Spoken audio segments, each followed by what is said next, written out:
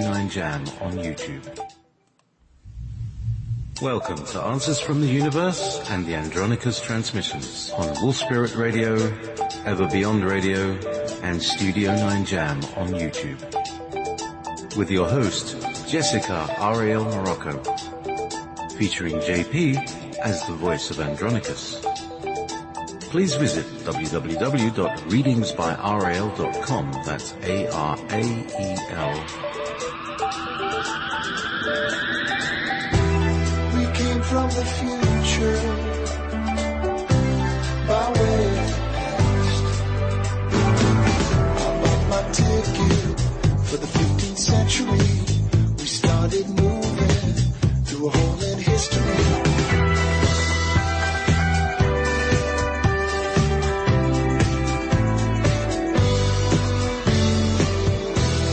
You're listening to Wolf Spirit Radio. Hello, everyone, and thank you for joining us today at Answers from the Universe and the Andronicus transmissions. And I'm happy to be here. We had I had a difficult show last week emotionally. As you know, many of you realize that I do a lot of my transmissions right before the show. So if there's something that's coming up, it's right there. And it's almost live. So, of course the show's live, but regarding the messages, I don't really do live channeling in that way, that some people do where they just give the message. It seems to be easier for me to just relax and then have a conversation and then transcribe it, essentially, just write it down as I do it. But it's a current, it's kind of a quiet moment for me to just engage and have a discussion. And of course, anything comes up, then I have the opportunity to ask questions. But in order for it to even translate well, I think it requires that we do this kind of format like JP and I do, right, JP, where it's kind of looks like a dialogue and it makes more sense. And it's got a kind of semi-dramatic element to it, in that there are different characters who have these interactions over the... So it's engaging as well, like a soap opera in some ways. Yeah, particularly when you get to Meetis. And he has a song today, by the way, just in case you want to prep and have your guitar there. That's good. Well, it's just behind me. We have been changing things here. I've rebuilt the studio once again, and it's really just sweet. I've just got it to a kind of perfection of, I've got, a nice set of speakers that are not enormous, and they're sitting next to my crystals on a shelf that I made a light for, and all the screens are all the wires. It's not a tangle of wires as it was. It was like a real snake pit. And it can be very daunting. I think humans have a natural aversion to snakes in their subconscious mind, because when you've got a cable snaking, they say it's snaking across the floor, it's tense. There's a little bit of tension. Unnerving, yeah. Yeah, and if you take that cable away, the whole place feels different. Yeah. So who knows? Yeah. So anyway, everything, thanks to Becky. Yay, Becky. And you have no idea what she's done. I mean, she has totally transformed this room from what was essentially half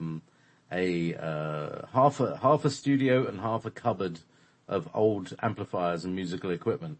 And she's made a sofa and a place for the cat to sit, and a proper kind of coffee table, and there's a rose on the table, and pyramids. Oh, Becky, we love you. She just blew a kiss. And I've even got an extension so that we're not on big loudspeakers for her headphones, which reaches right across the other corner. I'm in one corner of the room. She's in the other corner of the room. It's a massive cable, and she's listening on on a pair of headphones I bought. They're really novelty, but she loves them. They've got cat's ears that flash on them. Nice. on the headphones. So actually, how's the sound? Does it sound good? Yeah. Yeah. They sound good. All right. Okay. Well, there you go. Everything sounds good. So, Yeah. Awesome. That's one she's thing. transformed your life, Mike. What is going on over there? And I have a sad announcement. I have a sad announcement. Roger, my rooster, died last night. Oh. And I probably killed him. No! Yeah, No, I know. You murderer! No, I'm kidding. I know. No, horrible. I know. I'm feeling. I actually feeling a bit kind of. So there's a bit of a kind of slightly All right. grievous gloom here today. But All right. What? Just get it off your chest and just tell us what happened, and we'll forgive you. And we know that you didn't do it on purpose. No, I didn't do it on purpose. Well, you see, he was. So I've got these two chicks, baby. Yeah. No, I've got these two chicks, and Roger wasn't letting them get into the coop last night when it was time for all the kids to go to bed. You know, as I say, all the chickens to go into the coop. So I tried to get him in, and he was like, it then attacked one of the chicks as I was trying to get it into the coop. So all the chickens are all at everybody running around the yard. And there was Roger, and he was like facing up to me and like, oh, come on, yeah, I'll take you on. You know what they're like. And then I was chasing him around the garden. And eventually I got him down, and as I normally do, I normally pick him up for a little while until his body relaxes, and then I lay him down, and he's fine. This time I picked him up, did the thing, laid him down, and he didn't move, and I thought, oh, he'll be all right in 10 minutes, and 10 minutes, and 10 minutes, and several hours later he didn't wake up. So I think he's probably had a heart attack, and suffocated. Whoa. So anyway, so I've got a chicken, and I can't eat it, and I've been offering it to the neighbors and all that stuff. So anyway, there's my drama of the last couple of days. Yeah. It's sad, it's gory, it's mean. Anyway, so we'll find out tonight whether all the chickens are going to live in the same house. But it's interesting. So I've got top predator, and now is Becky's cat. So we'll see how the balance of power changes here in this little reptilian environment. Story. So there you go. There goes Roger. Know.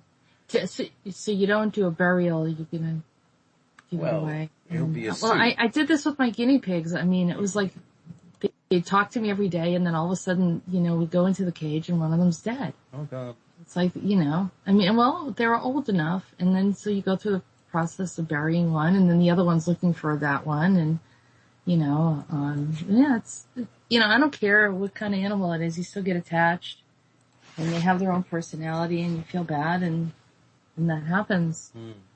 So. Yeah. Well, Becky was very attached to Roger because he's very beautiful. Had his beautiful plumage. I know, but he's bleeding dead, mate.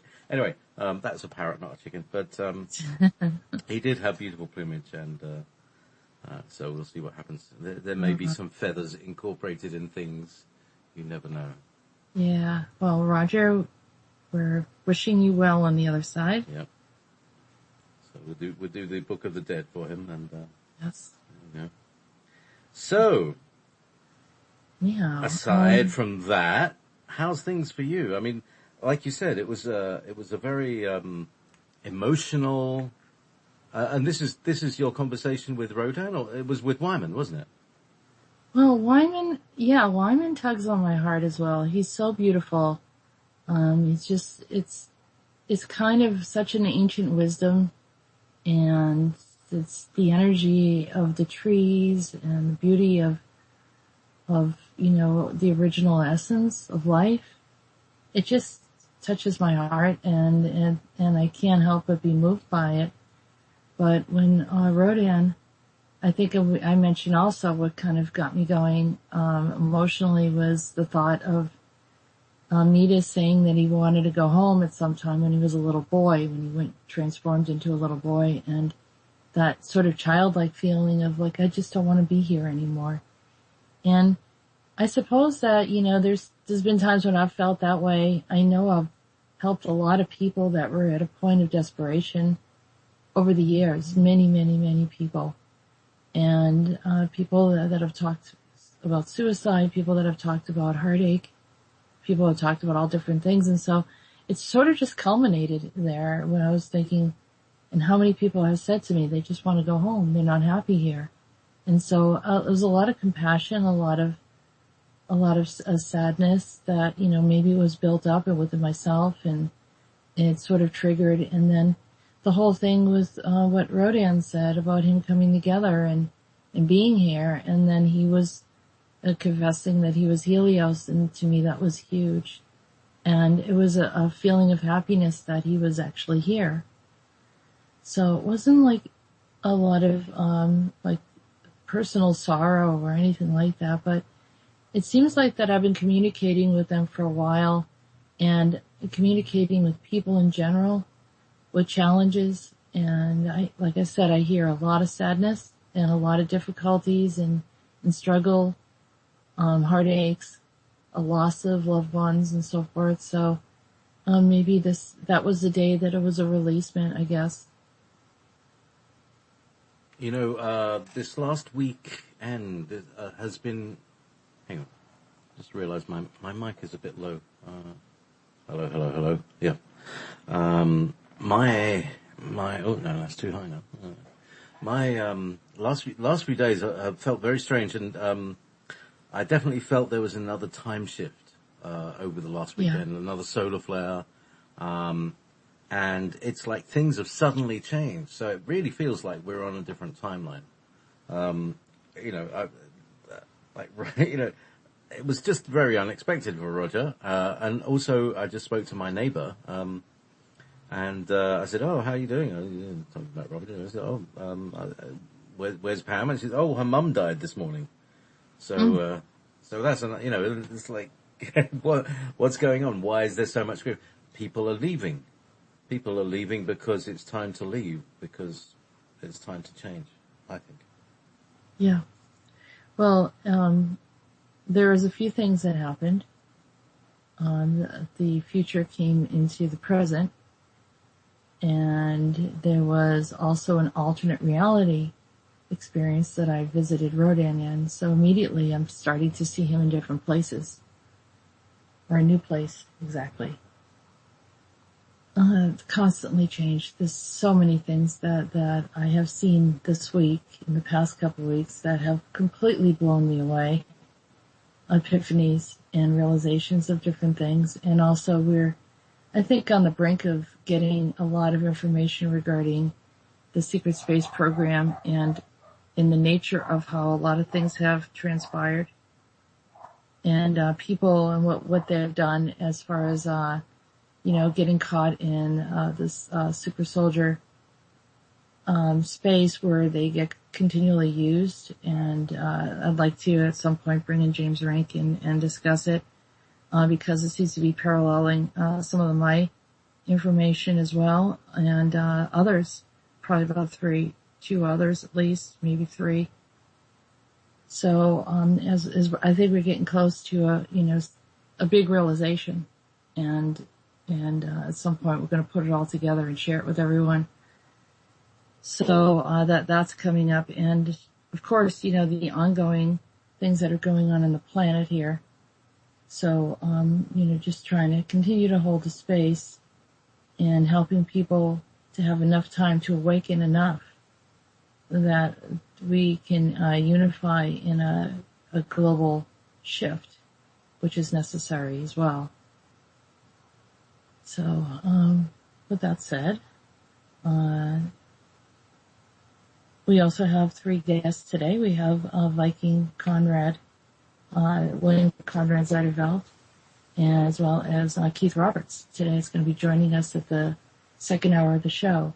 So just, continue to keep positive, staying on that timeline, the highest potential for humanity, and continuing to support everyone in doing so.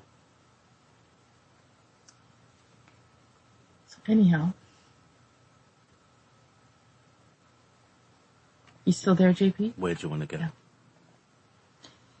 Let's go to Andronicus.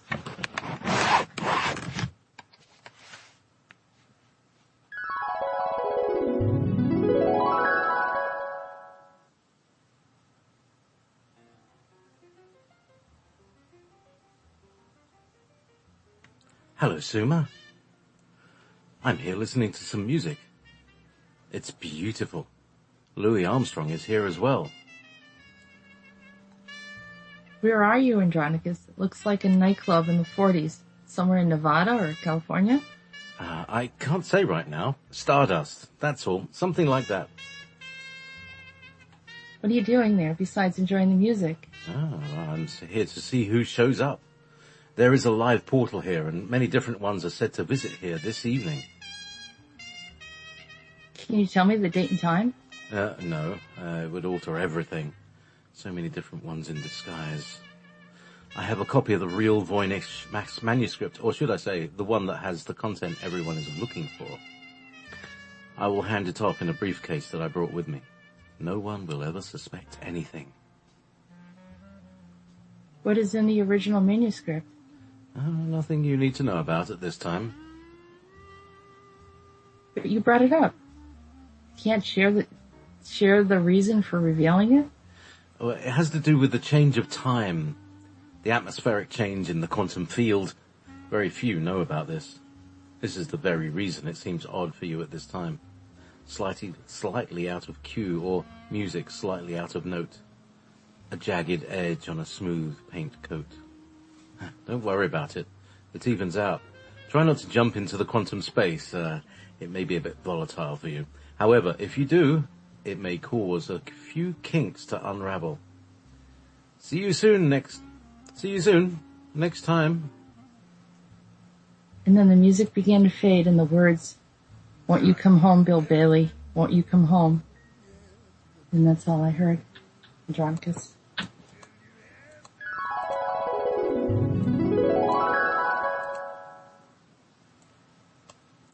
There you go. Added a bit of Louis Armstrong in the background. Yeah, Won't you come that's home, pretty Bill Bailey? good. I don't pick up that one. Oh, I have that one. Yeah, it's an oldie. I heard that in the background. I was like, and I could see Louis Armstrong in the inside. I saw Stardust. I don't know if it was on the outside. It sounds like it's Las Vegas. It was like the Stardust Club in Las Vegas. Or something like Maybe, yeah. Because it was white on the inside. Interesting. Like, Art Deco looking. Alright. So, A lot of people. so there's two things that come out. Well, at least two.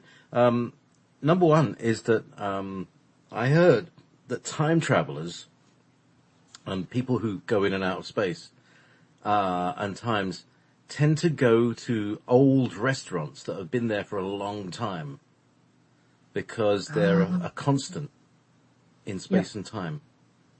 And actually what he was saying, he sounded like it was like the restaurant at the end of the universe. You know, a place where people go over and over again to a point in space and time. It sounded like that. Yeah, he said there's a live portal there and people are in and out, and he's going to hand over the actual Voynich manuscript. But the other one that he left get into the hands of the public is a fake one. Yeah, and I guess there's some quantum information there. Mm-hmm. Wow.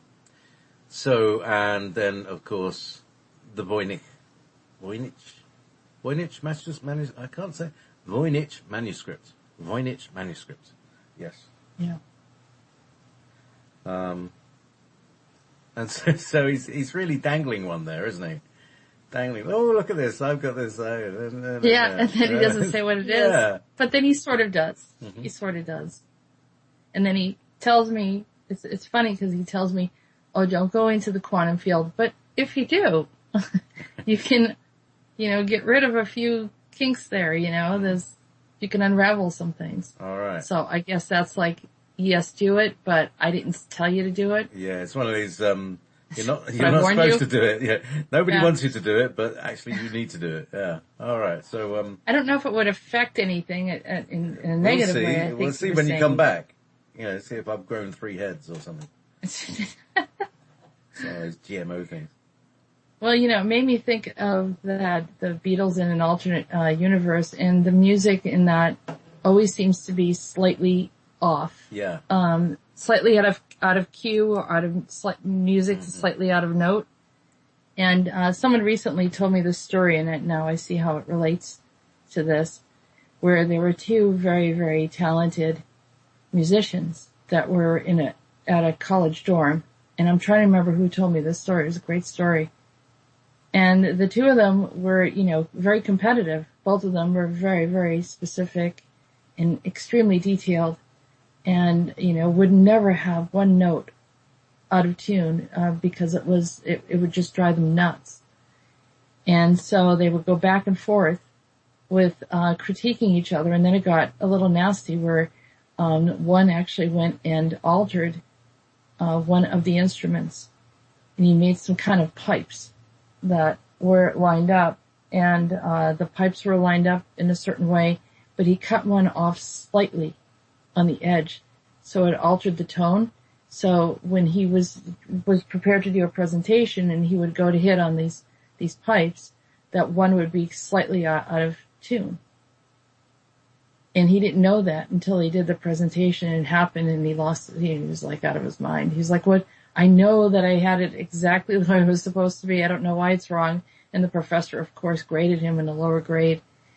And he was very perplexed in how it happened, because the guy had slightly cut off that one little edge. And it's something like that, where I think Andronicus is saying that, these alterations that were made are so seamless almost, but just enough that it throws things a little bit out of kilter, a little bit off. Well, that's what 432 is, isn't it?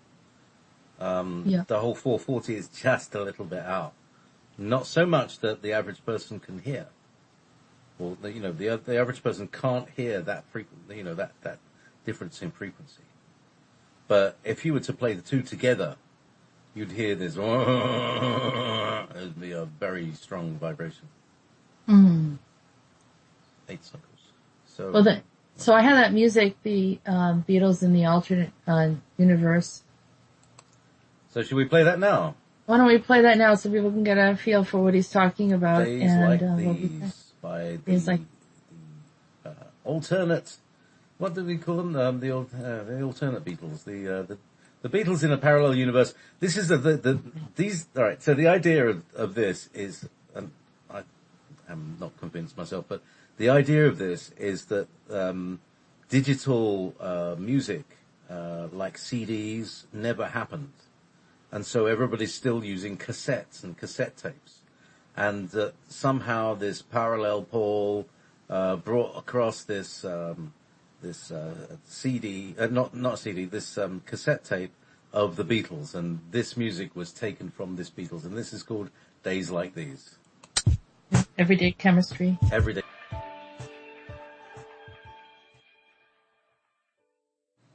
Yeah, it's 3 minutes and 22 seconds long. Days Like These.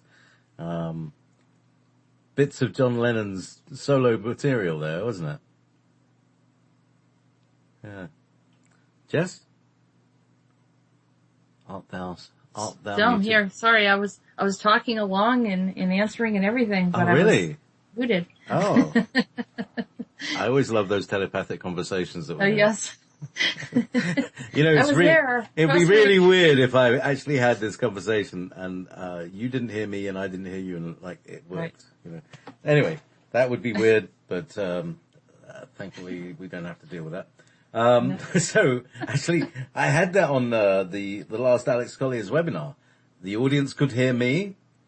I could hear Alex. Alex couldn't hear me, but could hear James. It was really weird. It is weird. Yeah. That's the way that these things are connecting as well, too. Yeah. It's like there's massive Mercury retrograde going on, on steroids, with having worked out a lot. Anyway. I just got a really weird message from someone. I don't know if this is true or not. Something about a church in India. 20 churches were burnt down last night. Oh, wow. And tonight they want to destroy more than 200 churches in Olisabang province. they want to kill 200 missionaries within the next 4. I don't even know if this is true or not. So, we've heard about this. but this something about an Islamic group going through there. Yep. I don't know. Is this true or is it not true? Fake? I'm not sure if it's fake or not, but that's something that people have kind of expected to be happening. If you see what I mean.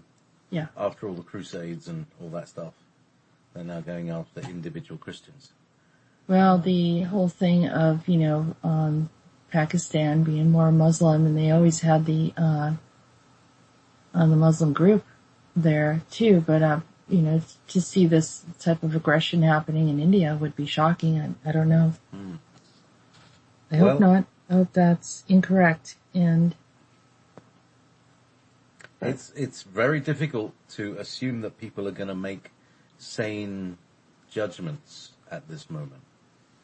It's to expect people to do the right and calm thing at the moment. I don't think that's possible. It seems that nobody's listening to anyone, and everybody's kind of at it. You and I and all the people who listen to this are just taking a step back. It's not my monkeys. It's not my circus. right. But someone has to be the voice of reason. Mm-hmm. And kind of put some water on the flame here of whatever they're doing and creating crisis everywhere. I mean, just, we don't need any more rulership. Mm-hmm. Yeah. Well, it's well, we know who it is, the Cabal, and we've got maybe some good news from Fulford this afternoon. So we'll hear from that later. Okay. So, all right. It's time for, I don't know, it's a toss-up, I think. Everybody's got their favorite character. And, in terms of performance, it's like... Yeah? Is this your favorite? To do it. All right. Borkum. Okay. Yeah. Borkum's your favorite. I know, I wish you'd come around more often, but you just happened to be here today. It's always good No to see. Wyman today. No I Wyman. feel sad, but Borkum showed up. Okay, here we go.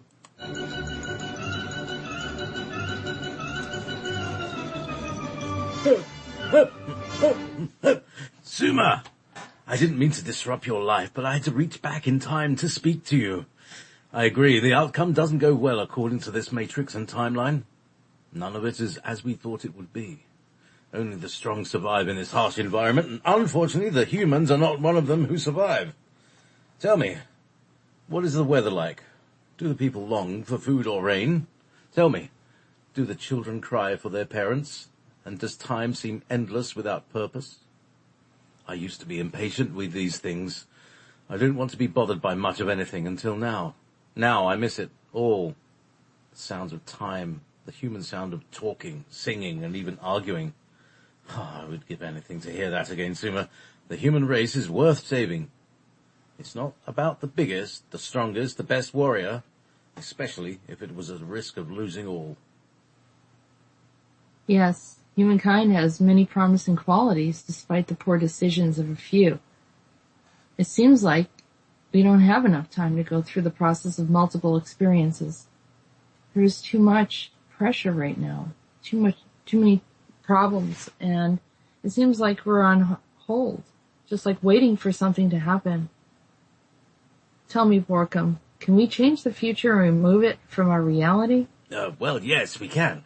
It was me holding on to it, and I thought if you and others came forward, it could be restored.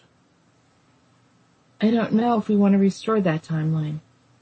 Should we let it go and allow the reptilians to have their place if they so insist upon it? I'm not sure who can keep them separate. I would have to make a choice here at this time. Otherwise, I'm in two timelines at once, and it's not a comfortable arrangement. Let me tell you. Isn't that a parallel? Yes, I suppose, but I would prefer to make a choice and come over to your idea of a future for humans. I'm weary of the life without humanity in it. I would be as well, Borkum. Can I stay here a while? Yes, I wish you would, and please help us.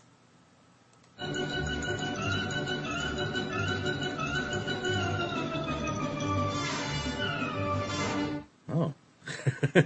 Quite a subdued Borkum.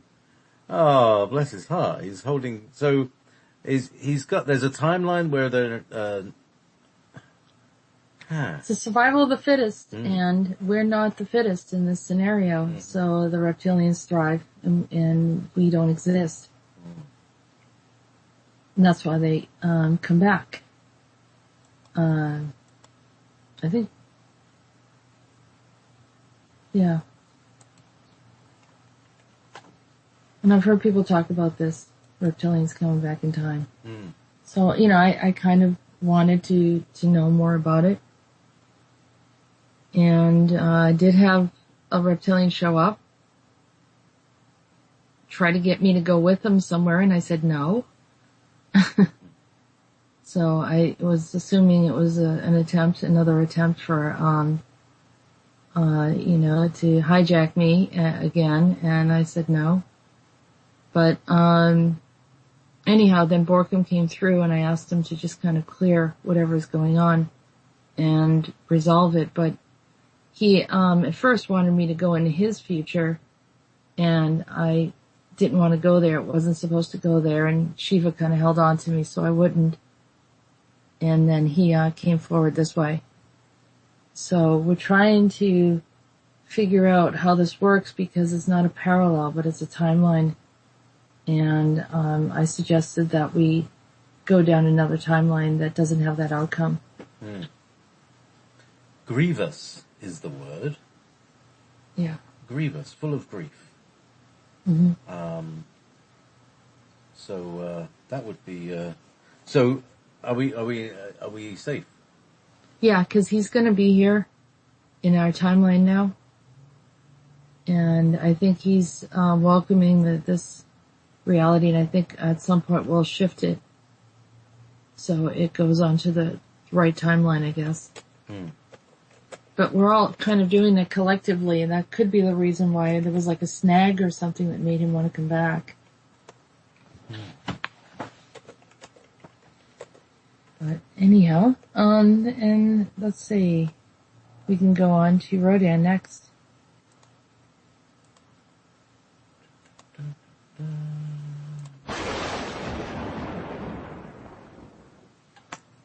I'm satisfied to say that we're in peace and love tonight. Our days have been filled with much hardship, but now we put aside the strife. I guess you're wondering why it had to be this way. The alternative reality is where we needed to go until we could assess what was happening and what went wrong. It was very simple. We missed the obvious. The right ones didn't awaken. They stayed in their doom and their folly. They stayed in their desire to be a spectator rather than a participant. We understand that and will not override free will. So the story of how we arrived. I am Khazar, the king and ruler of many star systems. But I thought you were Rhodan. I come to you in many time-space realities. I walk through the fortress of the gods and the Titan belt of Hermes. I send messages of sound and light, and turn all things upside down, then turn them right side again. It is my will to see harmonious gatherings, to remove the fierce ones from the decision-making. I have thrown down lightning of sound and severed trees with one note.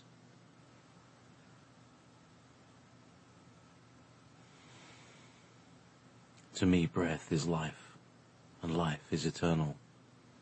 Nothing stands in our way other than ourselves. We have long grown past the issues of guilt and sorrow. We accept our experiences with gratefulness and exploration. The last time we spoke, you were Helios. I couldn't barely speak about it, and without any emotion, without having my emotions so overflowing. Now it appears that you have transformed once again. It is a part of the transformation. the acknowledgement of my many aspects that I bring to your reality.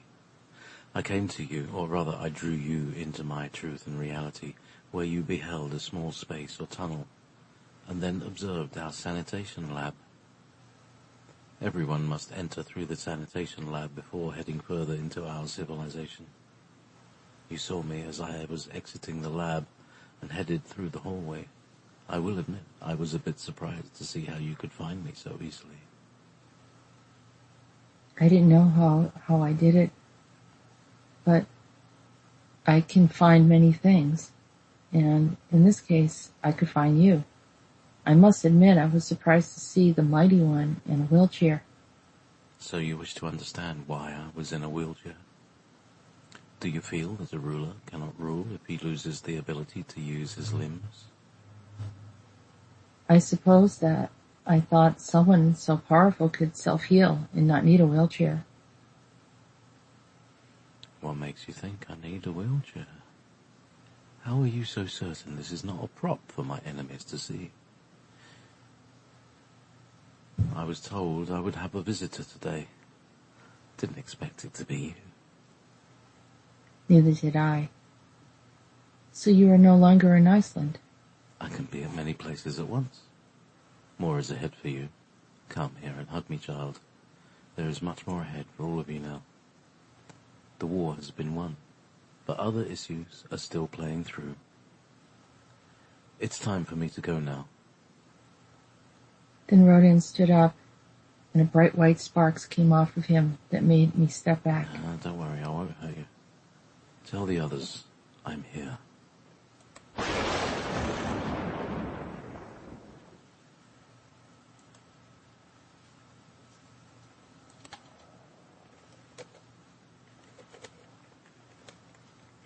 So, it was a very interesting space that I went into. This lab. It was all white. Sanitation lab. Yeah. Fabulous. So before they enter into the reality, they have to be, it's like a clean room. Yeah, it reminded me of the Andromeda strain. Have you ever seen that film? Remember that film right at the beginning? You said to watch it. But they had to go through several different layers, change their clothes, get scrubbed, all this stuff. So what did they do? What kind of, you weren't probed that intimately, I don't think. Excuse me. What level of, no probing. No probing, good. No probing, at least not to my knowledge. I might find out if I was regressed. No slapping and no tickling. A whole bunch of things happened. Yeah. Through regression, I'll find out all these misconduct and all sorts of things, and go, no, what happened there? All right. I've had those moments. But this sort of happened quickly. I kind of came in, and it was like I flew right past the sanitation people and went and found him and stood in front of him, and he had a really thick head of white hair. And I was just sitting there looking at him, and I kind of recognized him right away. And I gave him a hug. And then at some point, he stood up. When he stood up, like these electrical bolts came off of him. I was like, what in the world's that? But it's from that, it was quasar. It was a quasar that he came from into this reality, but is here now, so he's here in different forms. It's very strange. Very powerful, really. Wow. Anyway, so, shall we have anything? So the thing about the wheelchair, is like, it's a prop. They use props. They invented theatre. Yeah, I mean, we're talking about doing the show and that it has a slightly theatrical theme to it, but, we're playing it out so you can kind of get a feel for what the conversations are like. And, and that's another element of that drama is the wheelchair, but it made me think of that movie Prometheus. And the woman goes to Charlize Theron? Is that her name? I think so. Yeah, she goes and visits her dad. She's looking for her dad who's in a wheelchair. It's just something about that movie. It keeps playing through in different ways for me. I still haven't managed to watch it all the way through. And by the way, was it Quasar or Quasar? It's funny you said it like that. It's Quasar, but other people have called it Quasar as well. I don't know why, but almost like Kaiser. I was like, what? Well, it's like Khazarians. Yeah. Da, da, da, da, da, da, da, da. And yeah, I know. It's really weird. So. But I have no idea where this is headed and what this means, but, he actually showed me a quasar as a physical point. And it was pretty lit up. So that same type of electricity that goes through the quasar, it was almost like he was an embodiment of a quasar. That's what it seemed like. So quite powerful and condensed into, a small space within that body. I don't know. Something to think about, but that expansiveness. Anyhow. So then we're going to Meetis next. Meanwhile, back at the ranch.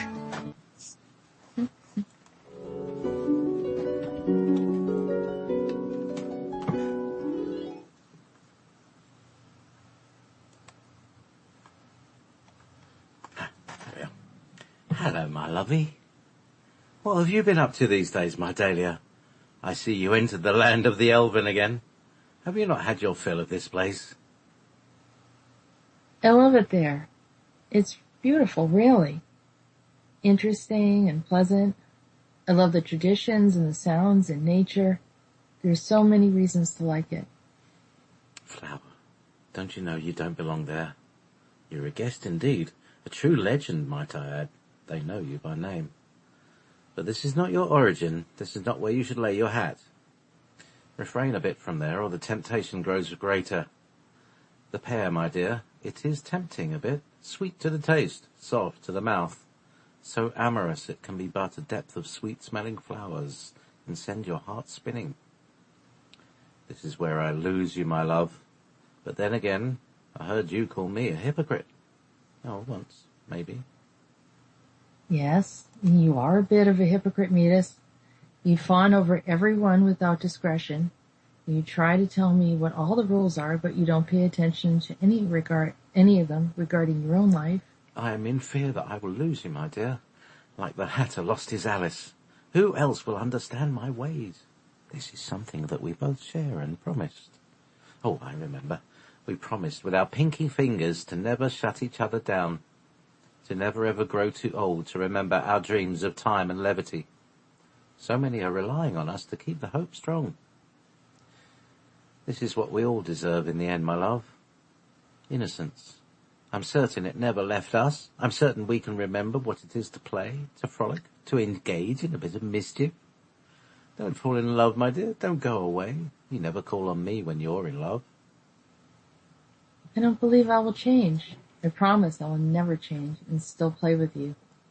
We are friends forever, Meetis. Now, what does Zamfir has to do with all of this as well? He has changed drastically. The prince is no longer wearing his crown. I'm suspicious that he is behind some of this. He is not much different from Dryden at times. I'm never sure whether or not I can trust him. Anyway, they concocted a brew. A cider, really. I think I'll have one up ahead at the pub. Lively fellows, laughing and sorting through life with ease. Keep things safe. Keep safe, Meetis. We still don't want things happening there. Yes, Flower. Here, take this piece of gold and use it well on your journeys. We will keep an eye on the rest.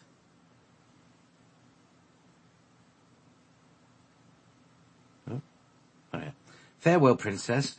You should consider returning those gifts back to the Elven soon, as the clock is ticking and you're going deeper into their land of pears. Here's a song for Primus. I do miss him so. He is enjoying his new garden. How lovely. Okay, I just need to reformat this a bit, Okay. because otherwise I can't see all the words. Do, do, do, do, do, do. Oh, yeah, exactly. Go. Going to the Jeopardy song. I've lost my mouse now. Where's it gone? Oh, there's this one. Oh, yes, there we go. No. Character spacing. God, no. Meetis, help us. Help me, Meetis. help me format my font. It's good to read, but, there we go, paragraph. Line spacing, single. Okay. Oh, that didn't do much. Alright, okay. There we go. I'm just gonna have to scroll it while I'm playing. Here is the song for Primus. I do miss him so.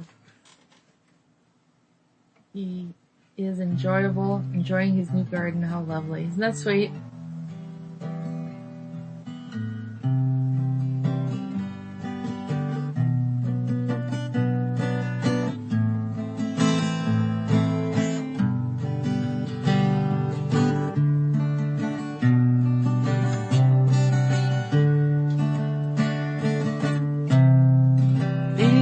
Of time,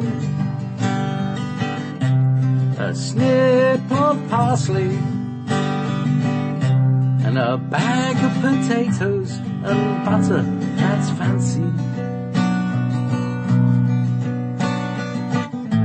A mug of stew and all of what you do. I'm happy to see you dancing. Cha-la-la.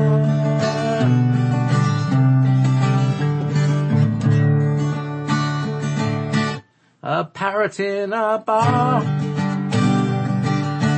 will bring you home to Blackbeard. A trip or two to destiny so true. You will live the pirate fancy. Go now, my friends. Enjoy your life again. We'll change the order of destiny.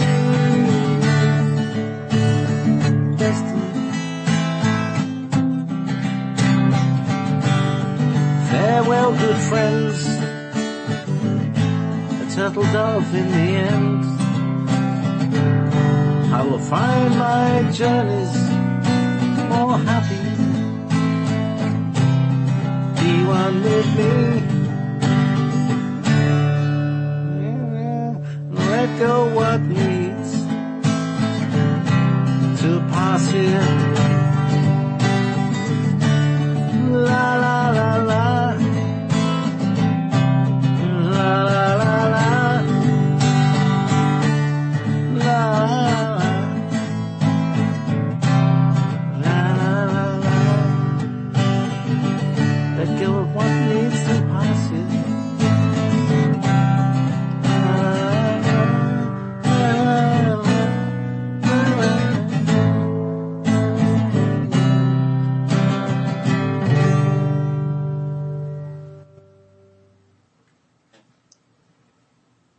Hope that came out right. I've been messing around with the mic. So anyway, I think Wonderful. that is... See the parrot? You mentioned the parrot earlier. The parrot. Right in the song.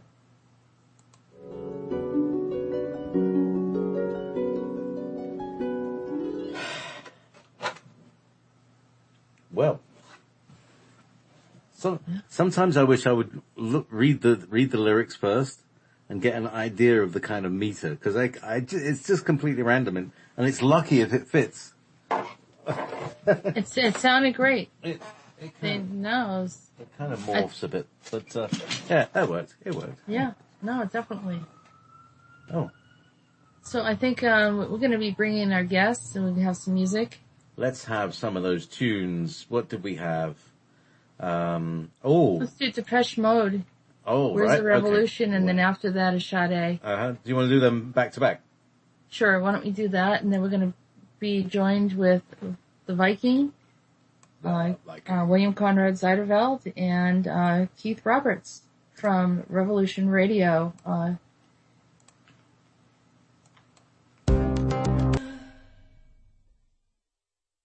Yeah, I just want to say hello and maybe everyone can just check in.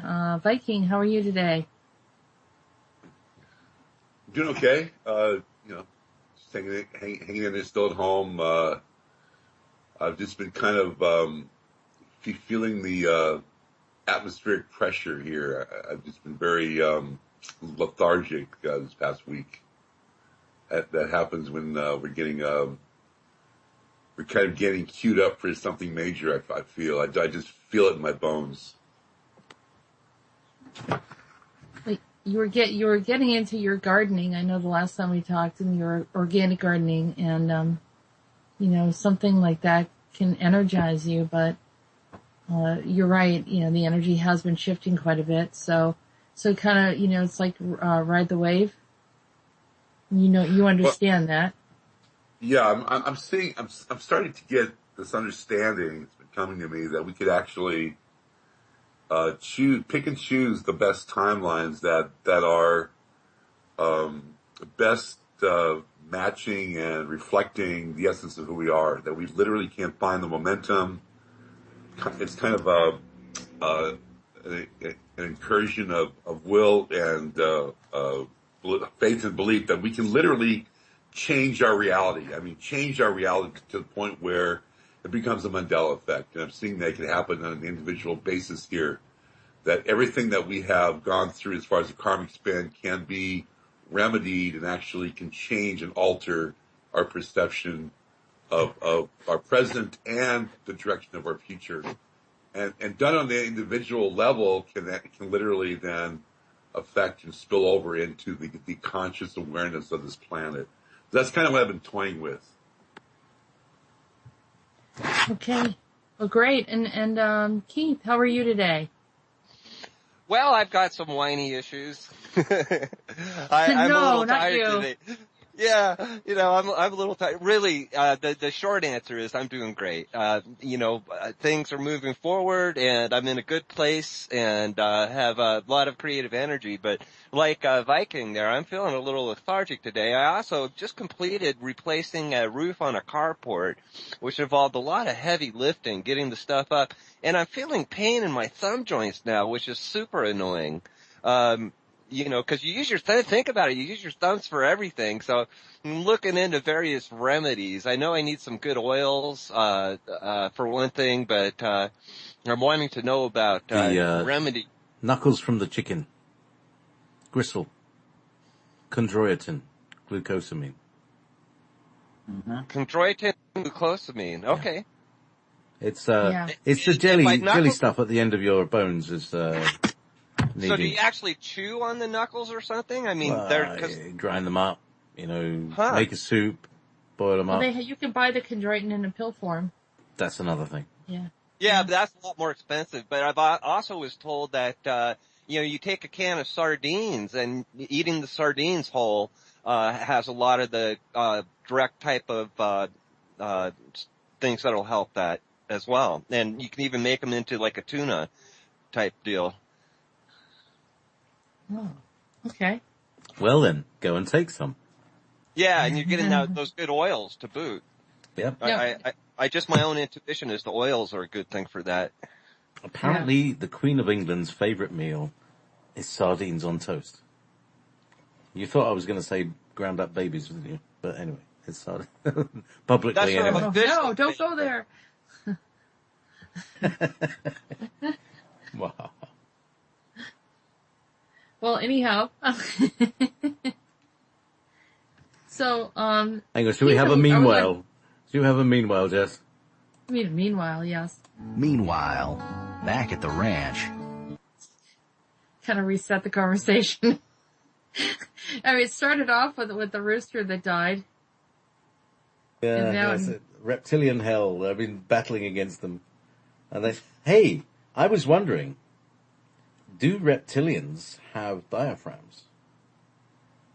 And can they be hung upside down without them dying? There's a thought. Huh. There's something to ponder. Because apparently, right, if you hold a chicken upside down, they haven't got a diaphragm, they can't breathe, and they pass out. Which is why they go calm. and it's the only way to calm a chicken down, or a rooster, certainly. But apparently, that, they can die if you do that. I never knew. So you're thinking that maybe that's one way to get rid of the reptilians is just hang them all upside down? If you could kind of put them in a lasso, hang them, the old trick, I'm sure Viking knows how to do that. Make a snare, they step in the snare and then their feet are in the air and they're hanging from their thing, and then they're probably just going to be pissed. It's just going to be just very cross. Should we get out the Wonder Woman lasso and just make them tell the truth and I don't know. Just a thought. Physiology, they breathe left to right. Where we breathe, both of our lungs inflate and then they both deflate. But the reptilians, if you're talking about most of the ET physiology, the left lung fills and then it's exhaling the right one. So their chest doesn't move in and out because it's more bilateral back and forth. It's a really different type of operation. So I don't think... Go ahead. My sister channeled some information that the shape-shifting reptilians can be revealed with a certain sound frequency. They can't hold their shape-shifted form and will revert back to their true form. But I don't know what that frequency is. I heard about this a long time ago, and Cliff High mentioned it, is that in the Gnostic text there is this thing, and they say it can be made with the sound of a brass instrument, or it can be made with using the human voice. And I always wondered if it was one of these, like this harmonic chanting where you can sing two notes at once. Yeah.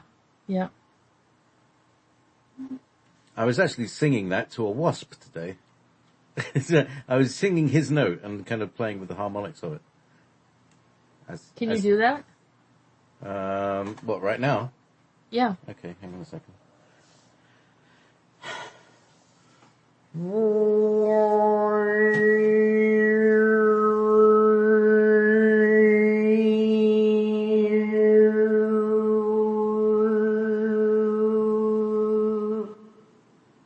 Oh, that is cool. Yeah, that sounds like an instrument. Tibetan. The Tibetans do that. Yeah. Yeah. Himalayan. I've been saying Himalayan recently. Himalayan souls, or Himalayan as we say. Yeah. Cool. So, there's a lot we've talked about toning and how important it is to keep that vibration going, and when we're struggling with our physical body and solar flares and other things that are going on. I mean, I went out for a walk one day and I came back, it was like, I'm having trouble breathing, and the sun was out and the sky seemed essentially clear, but the air quality didn't feel right. And so, just sometimes I think tones or some other things can also help, lift you from some of the atmospheric stuff that's going on. And it's very helpful, at least for me personally, but I find that others experience that as well. So, just checking in with everyone. I mean, we had a wonderful show the other night.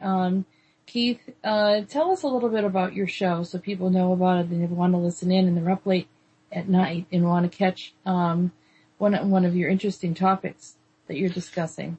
Well, thank you so much, Jessica. It's Ground Control is the every Thursday night at 9 p.m. Pacific time, which of course is technically Friday morning Eastern Standard Time, which Revolution Radio Network goes by. And this week, I try to get a variety of interesting guests. It's kind of a coast-to-coast style format where we're not just focused on one subject.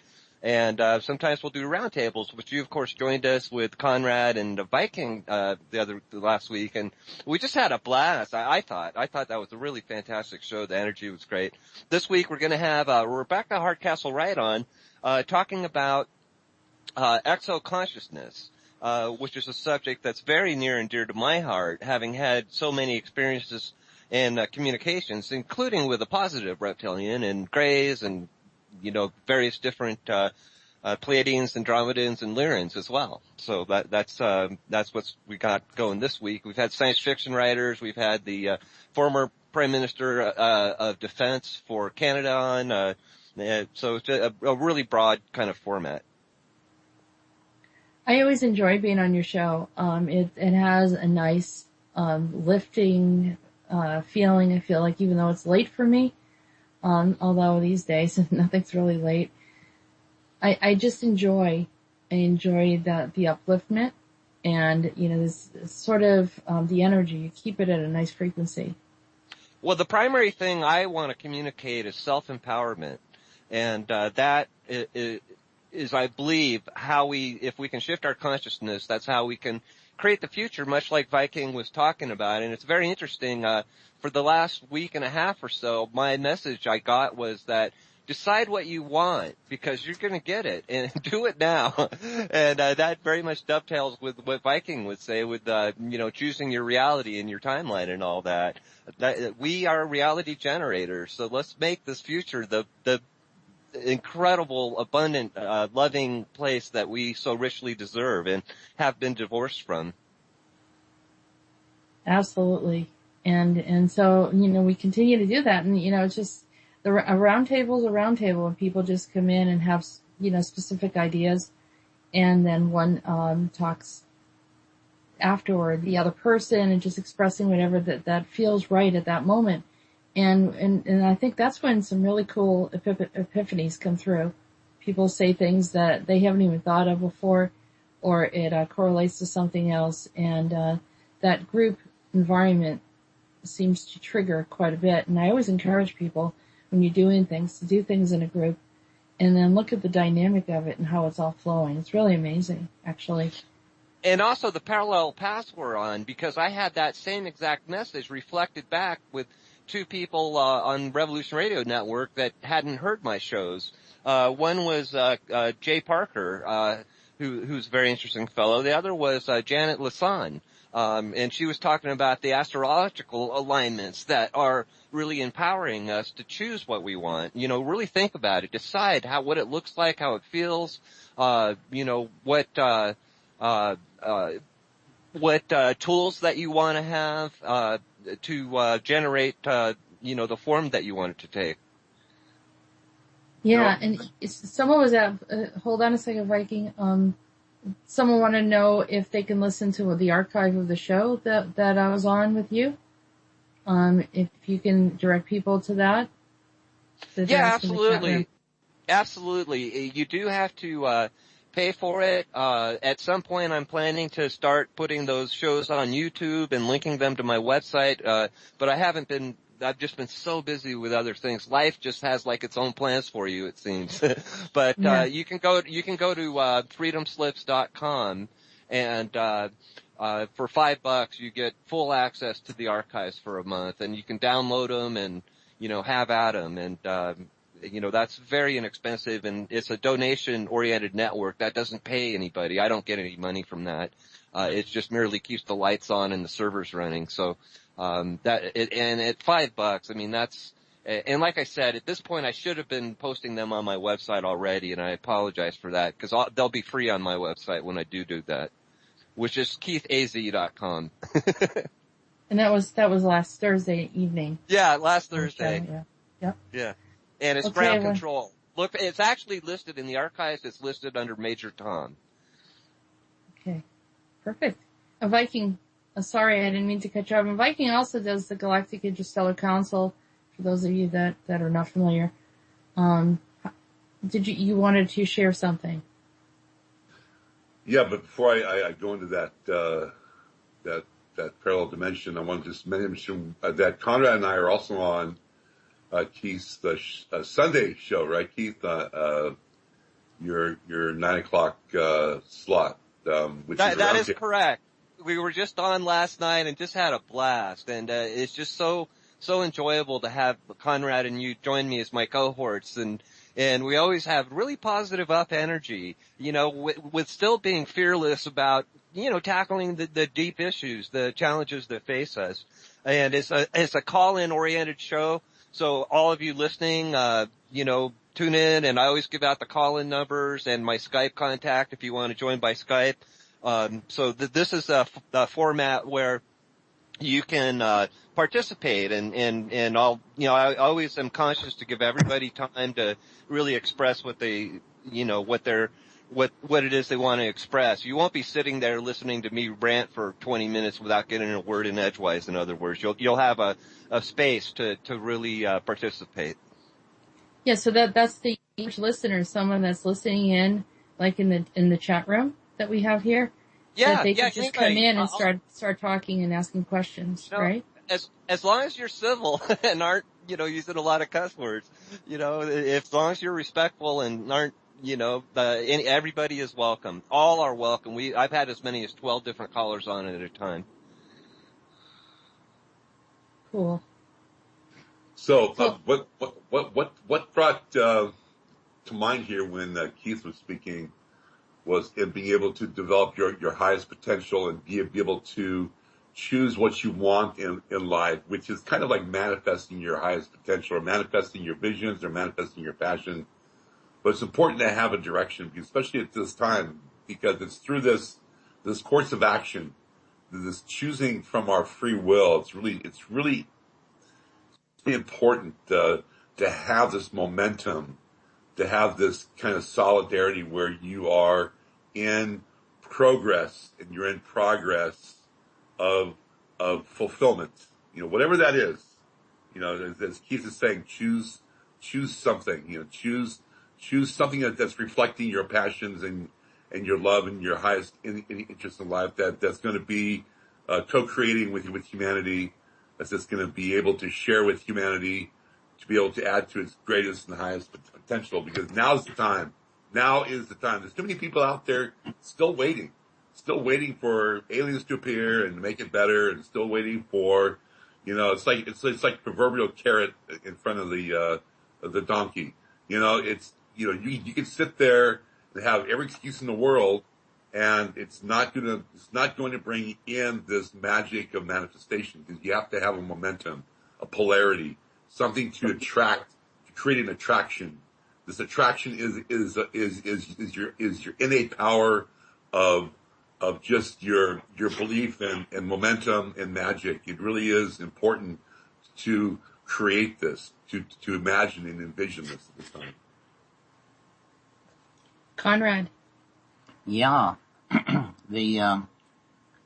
lot of the intel or information coming over right now about the air being pregnant, what we were talking about is something breaking.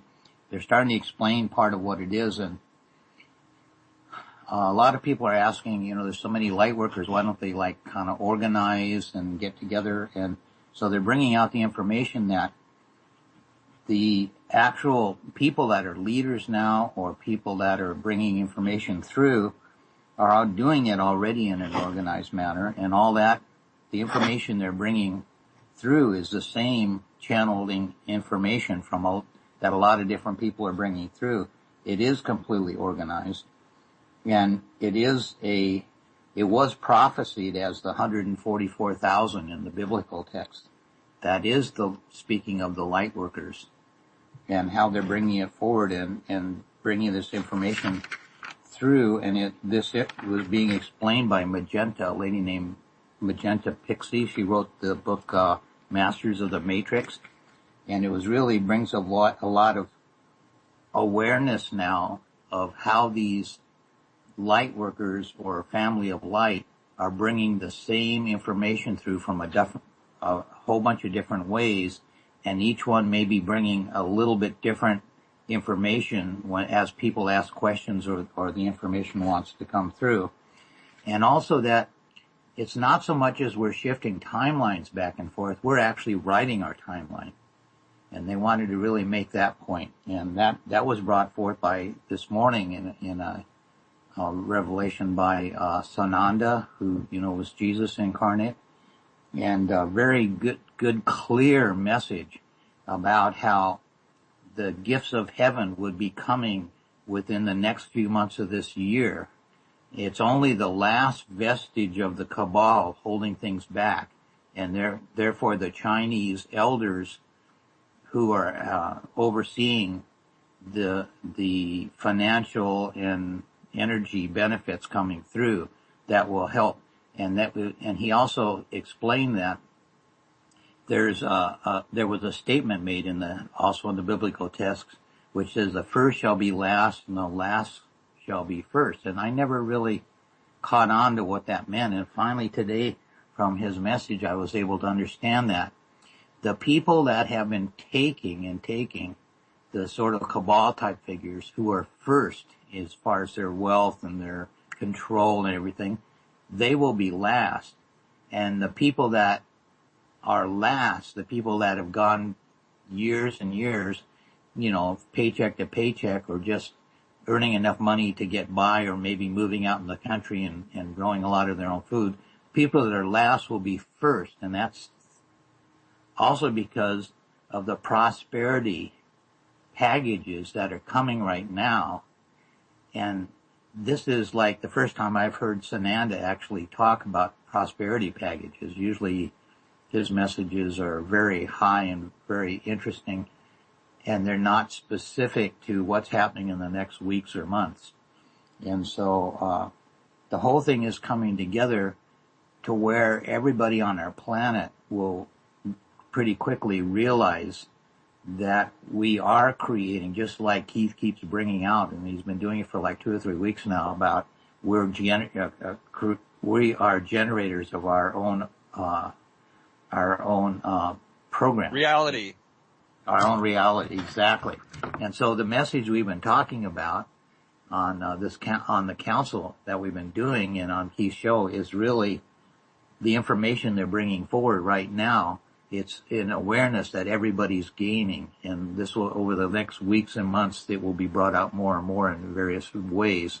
And I'm sure these prosperity packages and all these humanitarian projects will be going. And it's interesting, they've been released in a lot of other countries. This is the last country to have these released because the cabal is so active here, and they're trying to snatch it or cause false flag operations, which is almost to the point now people don't believe the false flags things that they come up with, or a lot of this drama that happens is basically just chatter, really, not to be paid too much attention to.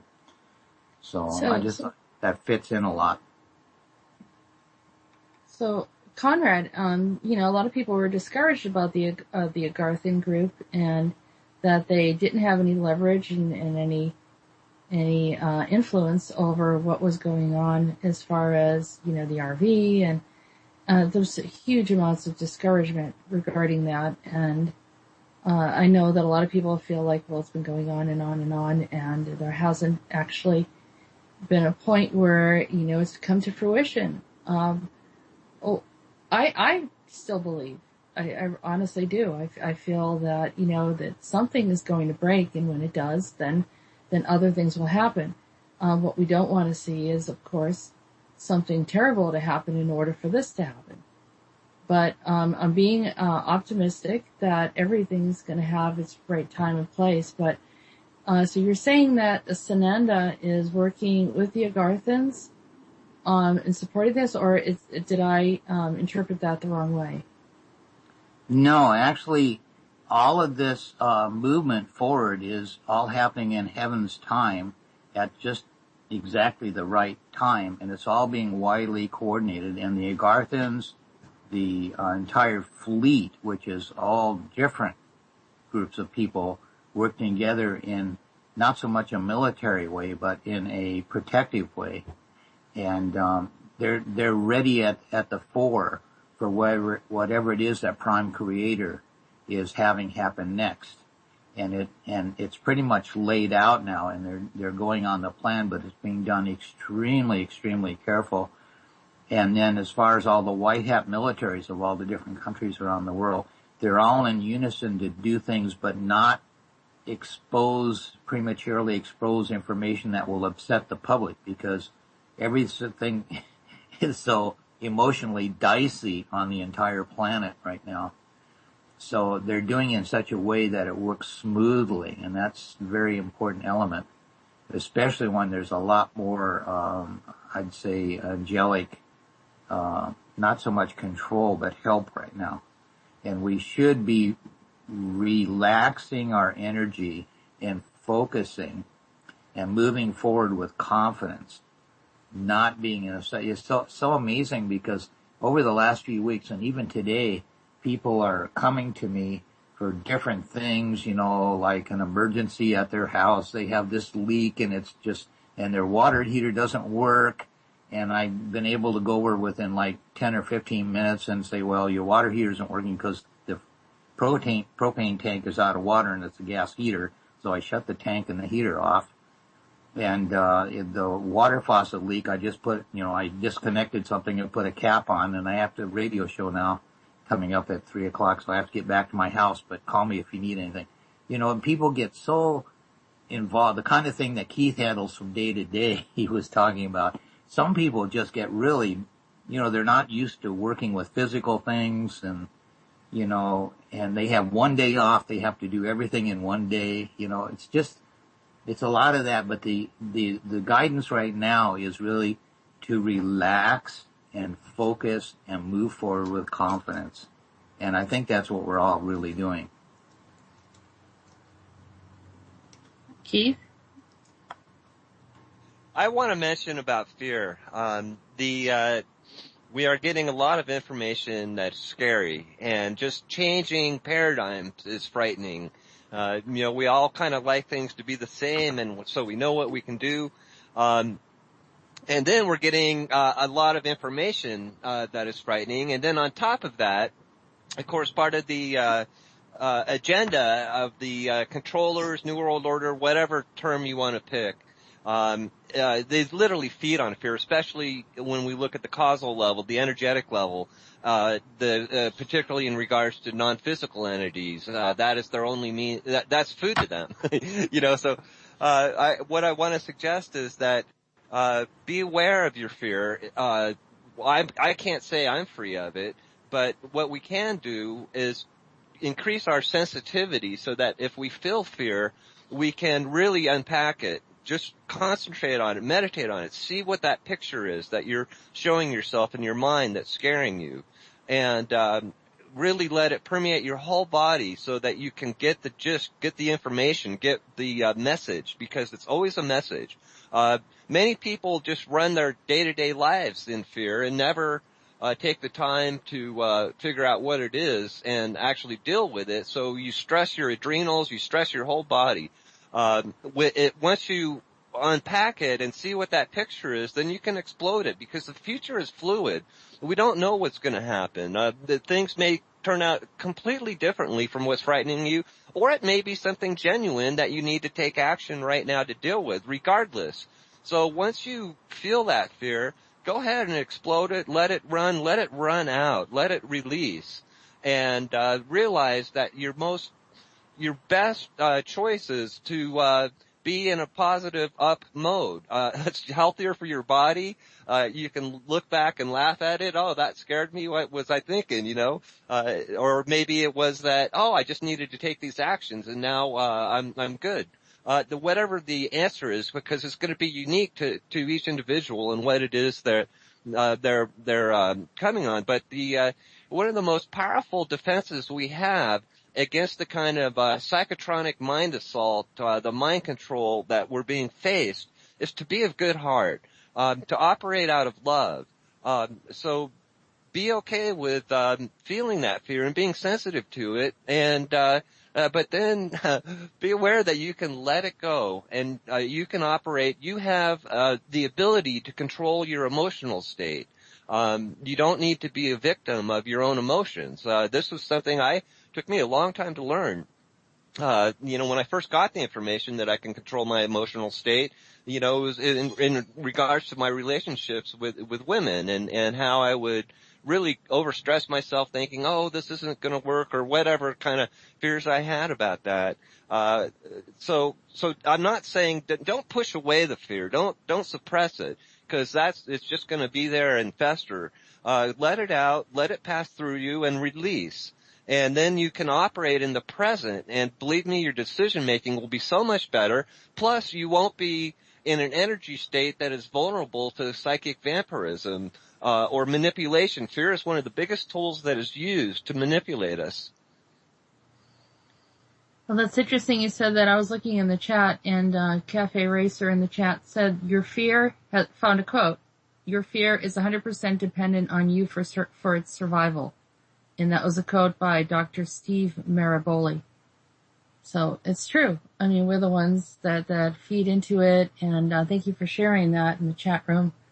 But it's an interesting topic that we can continue to, revisit as we're going through some of these little hiccups and changes and the kickback that we're getting from the cabal. And we can stay strong and not waver when all of these things are going on, but understanding that the outcome is ours. Viking. Yeah, well, understanding the art of war here. So if you look at fear as an actual contrast, because it's contrasting strength and courage, right? So if you look at the fact that going back into Hopi, Koyaanisqatsi, you are either in balance or you're out of balance. And if you're out of balance, you are out of your perspective, and everything around you then is threatening, because you are not in control. You've allowed your environment to control you. You've allowed your perceptions of inadequacy and guilt and mind control that we've been subjugated into slavery, that we're not good enough, or that we're trying to perpetuate manifest material possessions that can basically can control our choice in life. So fear is just not being centered. You're not in your strength and courage. So why? So in essence, I find that fear can be challenging, because it's showing us, it's mirroring that we're not in our full possession of inner strength. I don't look at tomorrow or the next day or next year as how I'm going to be able to manifest myself, because I know when tomorrow and next year occurs, at that moment, I'll know what to do. Because I have that much strength and courage and faith in myself that I will be given, through my higher awareness and through my intelligence, I will know what to do. So I don't have fear in that regard. And also it's allowing, as Keith was pointing out, it's allowing these false flags to intimidate you. Don't go there. It's where you're investing yourself. Don't go there. You don't have to go there. Just kind of stay on your course of action and manifest your highest potential of prosperity, and it will manifest. Don't be distracted. Just really kind of hold course, hold true to course, hold fast. As they say in Master and Commander, when you're on a ship at sea, you got to hold fast, because the winds of fate will carry you where you need to go. You got to trust that. Well Absolutely. Oh, yeah, well said. Did you want to say something, JP? Add to that? I just said, well said. Yeah, okay. Yeah, I think we're a lot of the people, even though we're talking about this, let's get control of our emotions, easier said than done, and a lot easier said than done if it happens close to your neighborhood. So, and I know that California got a bit of it, and so has the UK, and we're just, trying to, people are looking at the date of 22 and all of this other stuff. Let's not be in a level of expectation, but yet let's not have our eyes closed either. So where do we go from here? Well, I'd like to make a follow-up comment. Sure. It takes real self-discipline. It takes mastery of yourself. It takes meditation, turning down the mind chatter, and listening to yourself think. Where are your thoughts going? Are you using a lot of words like, oh, I can't do this, this is impossible, or, there's no way, or are you saying, yes, I believe in myself, I can do that, I will do it, I am doing it. Regardless of what it is, know that you are a reality generator. You can manifest anything you focus your attention on. And the more you can integrate yourself, your right and your left brain, your heart and your mind, the primary integration I suggest is with your higher self and your guides. And use that mental self-discipline and that emotional self-discipline to focus and not be vulnerable, this does a number of very positive things. One of them is just strengthening your aura. And as Viking was saying, then that you are so much more centered. You are so much more acting in the present on real actual information instead of, all the traumas that we've all been through. So I just wanted to follow up with that. It takes a lot of self-discipline. Yeah, it definitely does. And it's something that some people have to work on. Some people are really, at a different phase of trying to get a handle on all of this in their personal life. So anything that's on a larger scale becomes, it definitely is magnified to some degree. But, so let's just shifting the topic a bit. Let's think about some hands-on practices and keeping us strong. And I'm a firm believer of meditation and the mastery of self, kind of working and connecting to your higher self, the mastery in that, of feeling connected. And so if you're always connected, and, like someone said, I heard a guru today say something to the effect of, when eventually you're going to die, everyone's going to die at some point. So what are we afraid of? We all know that it's going to happen at some point. And so getting past that feeling of fear and, once we get past that feeling of fear, regardless of when it happens, we know that we're going to transition. And then that's really huge. And then beyond that, what else are you going to be afraid of? So it's just a thought. Conrad. Yeah. It's interesting. I don't generally recommend people one type of meditation over another, or what practice they should have, because I think it's very personal, and some things work for one person. Sometimes, I met someone not too long ago, and they're just quiet for a short period every day, and that's their practice, In 1972, I started chanting with this Buddhist group, and they chant Nam Myoho Renge Kyo. So let's see, 2012 is 55, so 55 years ago. Gosh, that's a long time ago. So I've been chanting Nam Myoho Renge Kyo, and that's like a practice that stills your mind. And while you do it, they recommend that you kind of look at your life and your daily activities and things that are going on. And over time, it has this effect, I guess, more than anything else, of being able to see your life in perspective, but not panicking. So I never feel like I'm creating loosh for any bad entities to come and gobble up, because I kind of have this general steadiness in my life. But I think most any practice, a good Christian or any religion that practiced it and prayed, I think prayer is a form that does it. But the thing is, you need something in your life, or an attitude in your life, where you have like a steadiness and something that's consistent. And that's what brings the peace and calm to create what you want over time. I always felt like I can pretty much manifest anything I want.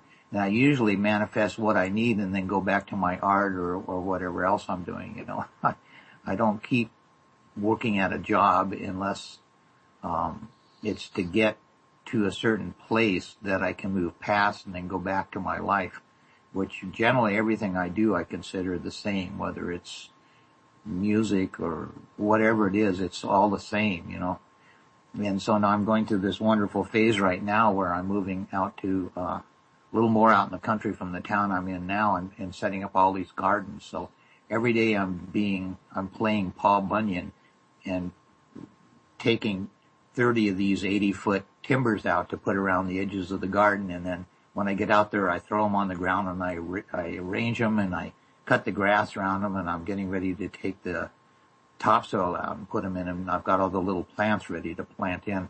So I'm really relating when Viking talks about his gardens, that he's doing this with his garden. So I'm really interested in hearing what other gardeners are doing. So I so much enjoy the warm months of the year being in North Dakota. It's like heaven. And this winter, I think I'm going to travel around more and go to more events, maybe not in North Dakota, maybe in warmer places. Yeah. So I'm looking forward to that, Or be on the road, right, Conrad? Yeah, pretty much. There's we talked about that a bit. Yeah, it's something that is really possible to do.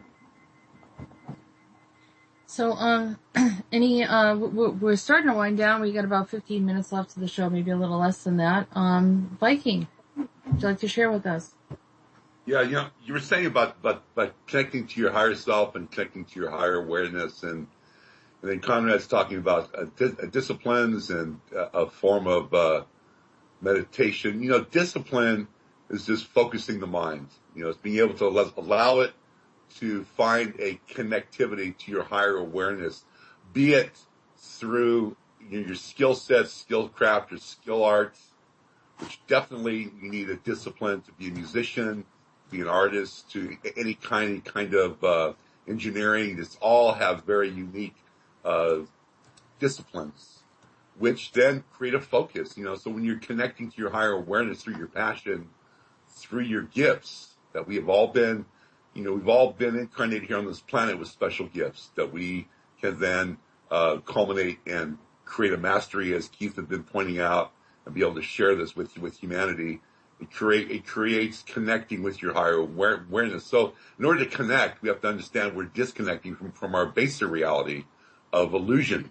And I think this is key here, because my point is that we're kind of in a conundrum, because we are so saturated, our corporeal, essence is so saturated with this 3D reality of illusion that literally we are addicted. They talk about drugs but you could be addicted to love, you could be addicted to material possessions, you could be addicted to the internet, addicted to shopping in malls and stores, addicted to a lifestyle which is basically out of balance. Again, it's going on in Scottsdale. We are out of balance here, and we need to find a way to find these connections that can allow us to evolve. And this is called evolution here.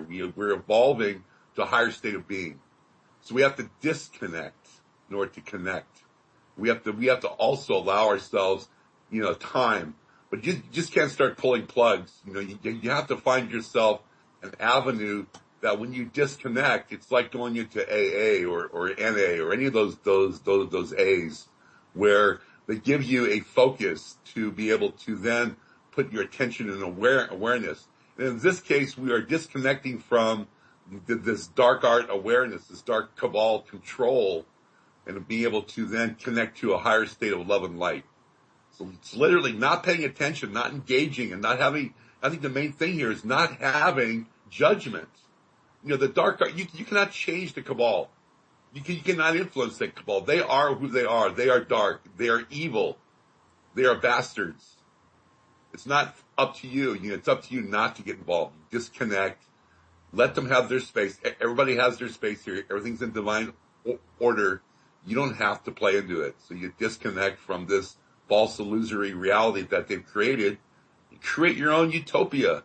It's our time to shine, man. It's our time to shine. And this is what we are here to do, is to shine into this new aspect, this higher state of reality where we all can play together as one. Thank you very, very much. Viking, that was awesome. I agree. That's our time to shine. And they've already had their day in the sun, or the day in the darkness, whatever you want to call it. But they've taken enough time of ours, and we shouldn't be focusing so much energy in sharing that with them, because they don't deserve it. It's a time for us to take back what is ours, and beginning with our mindset, our way of thinking, our lifestyle, and our preference, and what we want to do with our future, with our children, and with everyone else around us, our communities and so forth. So we have to be the way showers. We are the ones that are here to make the change, and we're going and pressing beyond whatever parameters they've been putting up for us. So enough. They've had enough limelight. We've given them way too much, more than they deserve. It's time for us to take what is ours. Keith. Yes, I definitely have some comments. First of all, speaking to addiction, for me, as best as I understand it, it's looking for something outside yourself to fill up the emptiness inside. So this is where we can look to fill up the emptiness inside, to complete ourselves, to become whole people. As far as active things to do, so the meditation, my primary form of meditation is not a mantra or any of the Eastern traditions. What I do is actively listen, tune into my higher self, tune into my guides. What are they trying to tell me? Turn down the mind chatter and just actively listen. Second of all, love yourself, love your body. Tell your body how much you love it. Tell your heart how much you care. Tell your self how much you've are capable of loving being. Become whole, become complete, so that you're not looking outside yourself to fill up what's inside, the empty space inside. Fill up that space yourself. You are capable of creating that loop. That the love you express outwardly then returns. So I'm not talking about narcissism. I'm talking about being a whole person. Other forms of active meditation, music, or any creative art is so wonderful because you go into that childlike state. Connect with your inner child. Your inner child needs love too. See what it wants. What does it enjoy? Maybe it just wants you to give it a little toy airplane or something. Be quiet in yourself. Ask your inner child, what is it that you need to know that because I'm telling you everybody, this is an incredible source of energy. I mean, just energy that is so untapped in so many people going through their day-to-day 9-to-5 jobs, coming home, drinking beer, eating pizza, and watching television. Another active form of meditation is turn off the television, turn off the video games, do creative arts, do exercise. Get out and move, even if it's just going on a walk. Enjoy nature. Connect with all the nature spirits out there and communicate with them. And don't worry about if you hear an answer, because you won't hear a voice or something. But if you're sensitive, you'll feel the love and the joy back. And tell the tree or the grass or the mountain how much you love it and how grateful you are to be in this world. So those are my thoughts on what we can actively do. So, absolutely. I mean, this is taking control. And what will we be doing if we didn't have any opposition right now? We would be doing the things that we love to do. So what's prohibiting us from doing the things that we love to do right now, other than ourselves? And so that's just something to think about. It's taking charge and taking the reins of your life and not allowing these things to affect you, and be free. I mean, so many people feel that like they're debilitated. They're in a holding place. They can't seem to move beyond something, and just free yourself. Step out of those parameters. Do something that's different that you've never done before, and move into that new reality that is your new reality, and keep that focus and hold on to what is true to you, what is real, what is your inner truth, and embrace it, act on it, and live it. Conrad. Yeah, I'm in a very optimistic space. My view is that the transformation has already happened, and we're discerning it. We're finding out as it's moving. It's like a wave going across the countryside. And so I see every time we see more of it and we're aware of more of it, we can move forward with that energy. And it's a very forward-moving energy. And at one point, just when it all started, I think Heaven said that Prime Creator said, enough is enough. And that's when all the shift actually started, and every one of us, or everybody on the planet, is part of it. And so people that are like sitting around the doldrums, they're basically just not aware and looking around, because it's a time for forward movement. And whatever your passion is, whatever your interest is, and whatever you want to write or bring forward, it's all part of the same process, and it's really forward-looking and creative. Well, we're getting close to the last few minutes. Any last words, Viking? Yeah, this is a process we've all had to face in life. It's kind of like being in a bad dream. A bad dream, this horrific slavery and control, and it is a process where we begin to wake up. It might take a few months, a few weeks, whatever, but you start to wake up and realize that we've all been duped, and it's giving yourself permission to believe what you're seeing. I think the belief in yourself is so important right now. Start believing in what you're seeing and trusting, your instincts, and letting go of what other people are telling you to believe, and find your true sense of self. I think this is key. Listen to your true sense of self, and it will develop into your higher inspiration. Believe in yourself. Believe in what you're seeing is true, and you will be able to make it through this. We'll all be able to move together as one, boots on the ground. No one gets left behind. And we're all here to shine. Thank you. Thank you, Viking. Keith, last word? Be aware that your every action and even your every thought, your thoughts are a form of energy. So you could think of it as throwing a stone into a pond. That ripple goes out not just into your own sphere, but to the very ends of the universe and back, the very morphogenetic field, the very fabric of reality. And this is why disciplining your mind is so important, because you are part of this creation, and those thought forms ripple back. This is why you want to be focused on love and generosity and forgiveness and gratitude. These are the thought forms that are going to serve you and serve those that you love. And those are the thought forms that are going to really shift this consciousness into the place that we so richly deserve to be. Also be aware that these challenges that we've been through in this dark winter of the challenges have served us to create the contrast to the difference. We would not know joy if we hadn't known sadness. We would have not known achievement if we hadn't known adversity. This is all part of the duality of this dimension.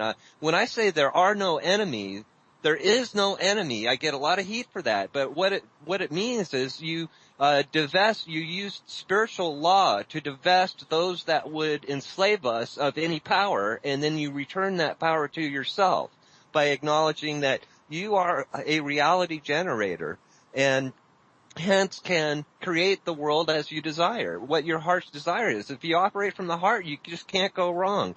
But what does that mean? It means you have to know your heart, and you have to do the inner work to be in a place where you can truly manifest, because it requires operating both from the heart and the mind, from the conscious and the subconscious. Conrad, we have a minute. Yeah, I do. I think it's very important right now to support family and friends and lead by example, because all of us have had so much experience in this area that we can share that by other people, or maybe you're not quite waking or just starting to wake up. They see our example and wonder why we're steady and why we're optimistic and why we are moving forward, and they'll follow that lead and be doing the same thing. So it gets. Thank you, everyone. We'll be back next week. Have a great day or evening.